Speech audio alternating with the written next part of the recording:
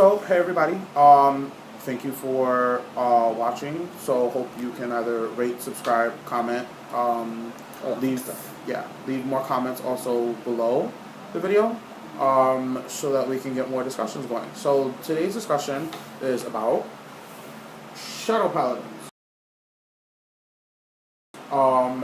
Our discussion today is brought by someone from Facebook regarding his name is Cordes. Has a picture of Alucard. So basically, the discussion that he wanted to know, or the answers in his inquiries regarding, were about legioning versus striding, the new generation versus the old generation. So the information that I gave earlier was just really simple, like explanations about what I believe it goes as. So he wanted to know about the Abyss, the Phantom Blaster Abyss Legion combo, and then he wanted to know which one was better or which one seems more competitive. Right now, since we can't really see the new generation in action, we're all going based on theory. What looks good on paper. Yeah, what looks good on paper and what we've seen from the episode, things like that. By the way, I'm Nick. And I'm Steve. So you've seen us around. We play Vanguard. We've been playing for a good couple years. I was the judge for the first two qualifiers here in New York. So you probably see me walking around, judge's shirt, saying hi, things like that. Friendly person. If you ever have questions, you can also come up to me. I may look like I have like resting bitch face, but I'm approachable. Yes. I'm approachable though. I'm approachable. So as far as the Shadow Paladin card goes, Phantom Blaster Abyss, I'm not a big fan of. I'm not, because I don't like the killing three inconsistency kind of thing that I see with it. I mean, all Shadow Paladins kill 3 at some point, or 2, or whatever the case may be. But I prefer new versus old, only because, and it's not like always something new versus old, because I do like old cards, but I prefer the new generation striding and break striding skills over the old Legion skills. But also, it needs to kill 3 Revengers. Yes, because the effects is Counterblast 2 and then kill 3 Revengers. So it can't kill regular units, and then the new support that came out, the ones that say they can be treated as 2, are not Revengers. So, case in point, I prefer the new things. So the effect, we all know what it does.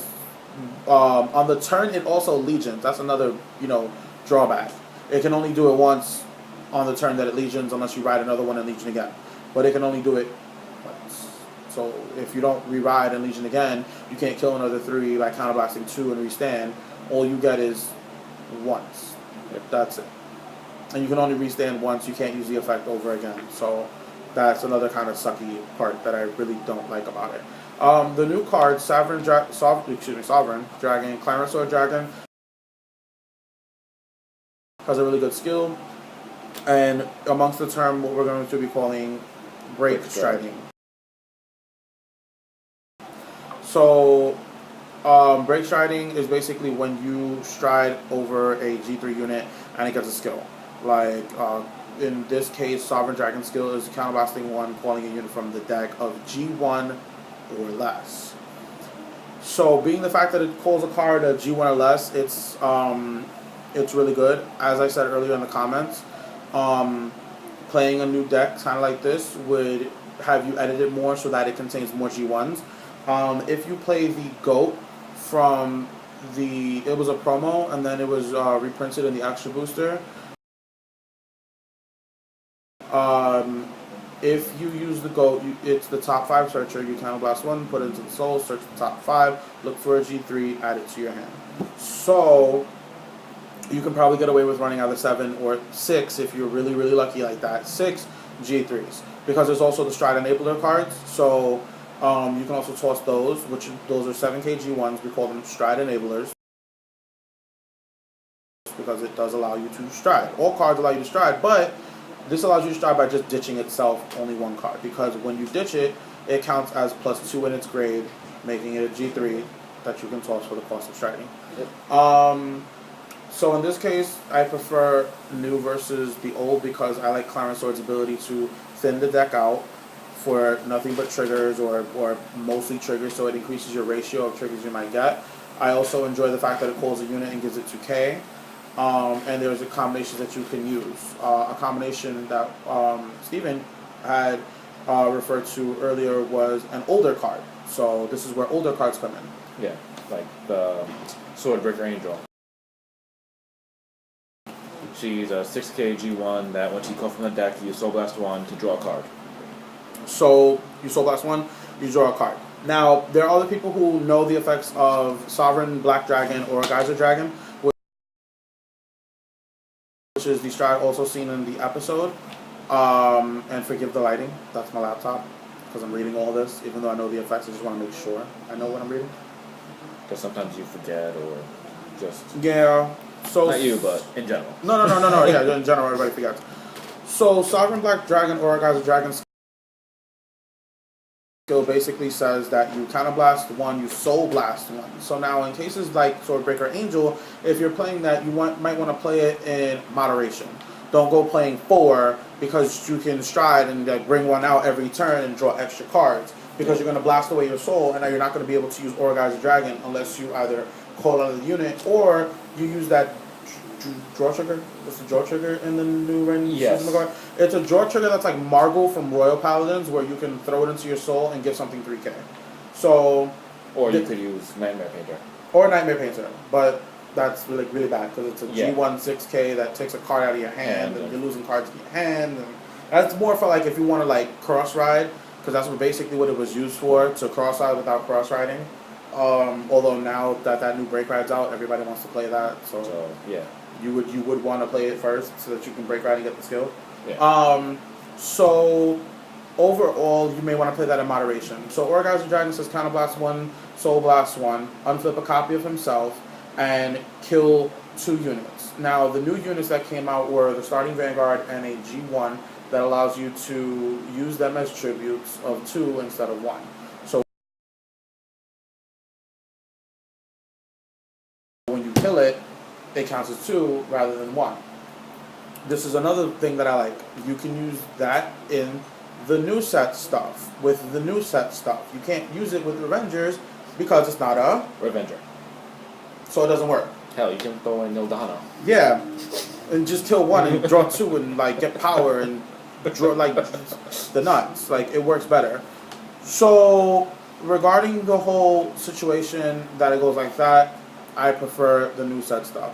So Sovereign Black Dragon also says that you reveal the top 2 cards of your deck, and if they are G1 or less, he gets 5k power. And then any cards you reveal with his effect allow you to just place them in your hand. And then you do your Trinity drive check or triple drive check, however anybody wants to say it, but I say triple. So your triple drive check, and then you reveal that. So you do reveal 5 whole cards off the top of your deck, but you get 5 whole new cards, or up to 6, or up to 7, or up to 8, or up to 9, or whatever, depending on if you run more draw triggers versus crits and things like that. But with the deck drawing as much as it does and superior calling, you may want to play less draws and more crits. And you might even want to play the stands. In all honesty, it's player triggers are player preference. Yeah, triggers are whatever you're comfortable with. There you go. So then there's also the promo that you get if you do buy a Ren Suzumagori Legacy deck. Yes, I know how to say his last name. Oh. You get Dark Knight Grim Recruiter, and Ren with a scythe. Yes, and it also looks like Ren riding Ren as Mortis Phantom. With red hair. With scythe. And red hair.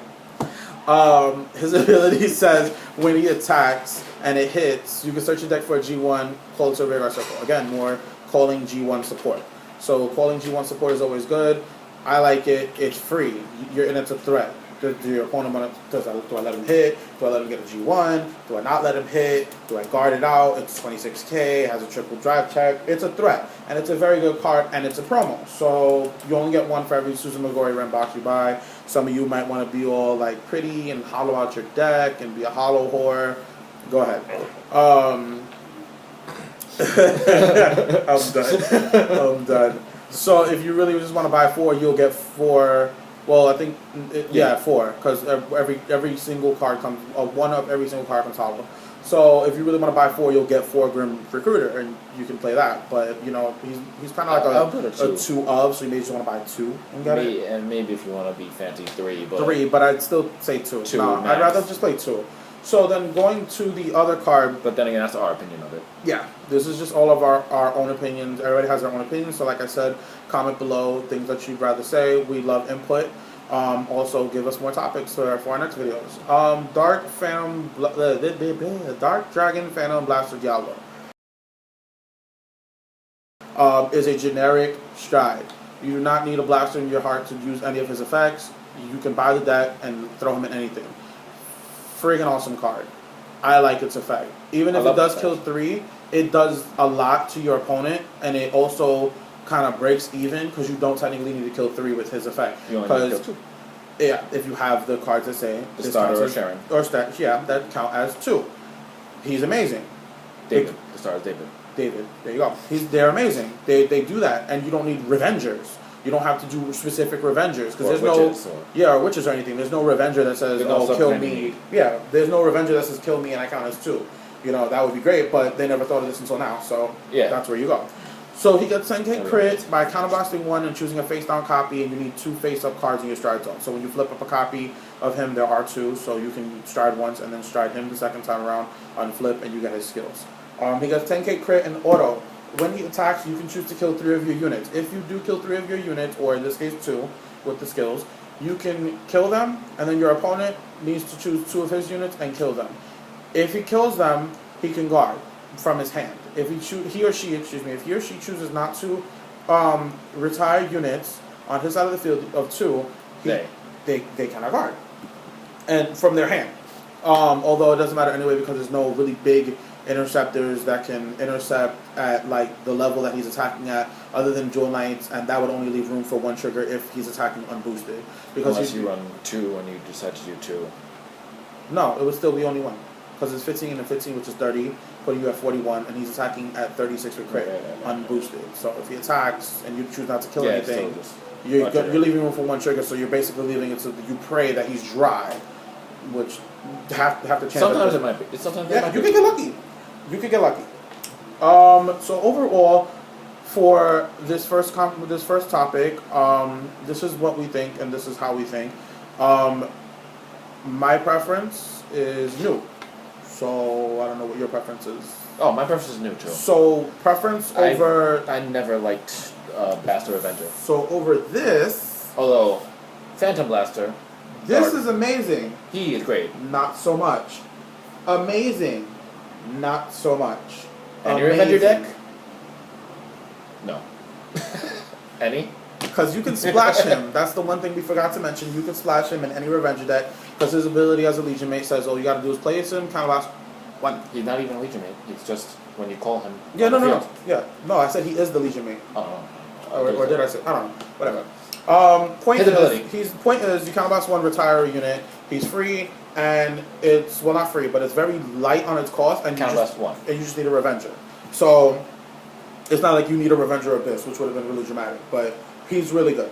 So in our opinion, new versus old, Clarence or a Geyser, the Stridings have more of an advantage, plus you get a triple drive check, more cards in your hand, more hand advantage, it's more consistent than this that doesn't really call much and doesn't really do much. So overall, it would be Striding versus the old Legion set. And based off of Striding, then you can go with the new generation cards and stride and the skills that go along with it for more consistency when playing Shadow Platinums. So again, I'm Nick. And I'm Steve. I am basing this as a Cardfight New York City, Cardfight Vanguard New York City page for YouTube.